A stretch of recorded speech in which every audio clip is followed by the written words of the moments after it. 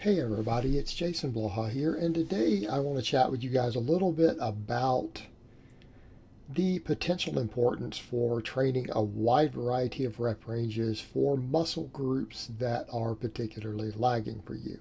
Now, I'm not stating that you need to do this for every muscle. I don't even know that it would be particularly efficient or effective to do this for every muscle, but in the case of particularly lagging muscles, it could behoove you to do so. And what I want to state here is that this applies to everyone. Doesn't matter what your specific goals are, right? Because my goals are strength. I only literally care about strength and fitness and athleticism. That's it. That's all I care about. Strength being my highest priority. Some of you guys might care a little bit about your aesthetics or how you look or whatever, right? That's your bag. I don't care.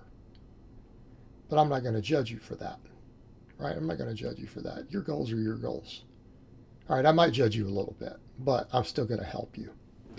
So, when it comes to these things, we all have to hypertrophy muscles. Every single one of our fitness goals are going to have to focus on hypertrophy. In my case, a bigger muscle is a stronger muscle potentially. Therefore, anything that I want to get stronger, I better get it as big as I can. Okay, should be some common sense there. So we see me doing a wide variety of reps for things that are going to hit my delts. My delts are weak link for me structurally, visually, and more importantly, weak link in my bench press. I need bigger shoulders, right? Me personally. We all know this. It's no real shock. It's no mystery. It's not unknown. Look at me. My delts need to be bigger. Okay. So I use a variety of rep ranges, and you see me doing a lot of them in this one video. You could have a totally different set of muscles that are lagging. We all have one or two muscles that are lagging pretty bad, and lagging in terms of our goals. Okay, and that's what we need to specify. In my case, it's a strength goal. But I need bigger delts, and yes, I will do 20 rep sets for my delts for the purpose of getting my bench press bigger. And I don't think that's unreasonable. Just like I would say to you guys who are chasing hypertrophy, there's no reason for you to not do heavy singles. Now let's come over to the point. I thought an interesting thing when some people are like, Jason, you need to read Greg Nuggles's rejection of effective reps. Because effective rep theory is one of those that I think is a decent theory. And what Greg took it apart pretty well, but he even pointed out that it's still largely true. It's just that a dogmatic view of it doesn't seem to be true. It's not really supported. Okay. That's a nice way to put things, and I like it when we can word stuff like that. Right? I like that. I can appreciate that. I don't particularly like Greg as a person, but I can appreciate the way he approached that and respect that. That's how things work, guys. You can dislike somebody and still respect something they've done with their work. It's called being mature. It's called being an adult. So in the case of Greg, he did break that down well, amazingly well.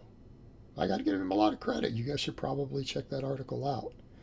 But one of the things that he pointed out is that some of the muscle fibers, particularly the highest threshold fibers, he's not seen any model in which they can actually be particularly hit hard or fatigued outside of a 1 rep max. In other words, a 5 rep set to failure doesn't really get those fibers. Not to the degree that people think it does, and creates significant fatigue, that you actually need to be using weights for 1 rep that approach your true max. We're talking 95% or higher of your max. Now, I'll go out there and say that if that's the case and you have even some of those fibers that require that, you probably do need to be doing 1 rep maxes to get everything possible, right? I mean, if you're going to get every single muscle fiber and fatigue it and hypertrophy it, there could be an argument for that. Now, I start with a max on every one of my workouts, and then we go into all the volume. I think people should be training maxes in general. And that's not being dogmatic because I'm standing here in the same workouts doing 15s and 20s. Here's the point. If you have a lagging muscle, you probably need to be doing everything for it. Okay?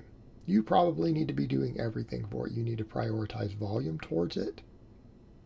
You need to be doing everything that you can for it. So in this case, yeah, you guys saw me hit a max bench against bands. Close grip bench. Hits the front delts. I'm hitting the highest upper threshold fibers there. And I'm pre-fatiguing everything. But then what else do you guys see me doing? Well, we can set aside all my 10s and stuff for my other presses because they're not really delt dominant. Doing inclines for like sets of 15. Doing 12 rep sets of standing presses with the axle bar. 20 reps to failures with lateral raises. In addition, obviously, 10s and stuff on my floor presses and things, because I do that. 10s on my bros. But all that's hitting the delts, isn't it? So what are we seeing the delts being hit with? For me personally, is a lagging muscle. 1s, 10s, 12s, 15s, 20s. It's a lot of different reps. Here's what's been noted. Yes, all of these rep ranges essentially hit similar muscle fibers. Okay, they essentially hit similar muscle fibers, but they seem to have different growth characteristics in some cases. In other words, when we hit these different energy systems, there's a large amount of overlap in the muscle that's induced, but they all also seem to have potentially slightly unique pathways for inducing hypertrophy. See where we're going with this? In the case of using the different rep ranges, and this is a hypothesis, guys. This is not proven. This is not fully supported. It's a hypothesis based upon what a lot of these experts are looking at. Some of these different rep ranges seem to elicit some of their hypertrophic response through different pathways, even though they share common pathways. So what does this tell us? It tells us that if you have a muscle that's particularly lagging or you particularly care about, doing a pretty wide variety of reps is probably going to give you the best potential growth. Now, you're not going to do 4 different rep ranges for every muscle in your body. Yeah, you don't have that kind of time. In my case, delts are a higher priority. They get more time every week in my training than other muscles because they're lagging. And you can't do that. You guys don't have 30 hours a week to train. You don't have the recovery resources. So you got to pick and choose this stuff. It could be a totally different muscle for you. But it matters for all of our goals. It matters for strength. It matters for size. You know, people will say, well, even if some of that ends up hypertrophying some of the slower fibers, how does that help your strength? Well, it doesn't necessarily help speed strength, but we know that 1 rep max strength, that actually the slower twitch endurance fibers do contribute significantly to that. The muscle fiber distribution doesn't even seem to be that important for determining your 1 rep max. There are other genetic factors that are 10 times more important. Yeah, they seem to contribute pretty effectively to a max. So if my delts are a weak link for me on a 1 rep max bench, I need to hypertrophy every muscle fiber involved. I need to get everything. And what about support musculature? If the whole delt helps support and give me a more stable bench press, even the heads that aren't a primary mover, won't that help my bench? Yeah, of course it will. Come over to the guys who are chasing size. Well, I only care about these because they have the most potential for growth, and maybe that upper threshold fiber from doing the really heavy work only contributes to a tiny amount of growth. Well, are you trying to maximize growth or not? Right? We come over to that same point that we just hit with the strength athlete for 20s. Are you guys chasing the hypertrophies? Are you trying to maximize muscle growth in that muscle or not? Make up your mind. Now we get over to another point with the rep ranges, which is some exercises are better suited for some rep ranges than others. So if you're going to do a wide variety of exercises, and if you've got a lagging muscle, you're going to need multiple different exercises for it. To even program them most effectively, you're going to have to do different rep ranges.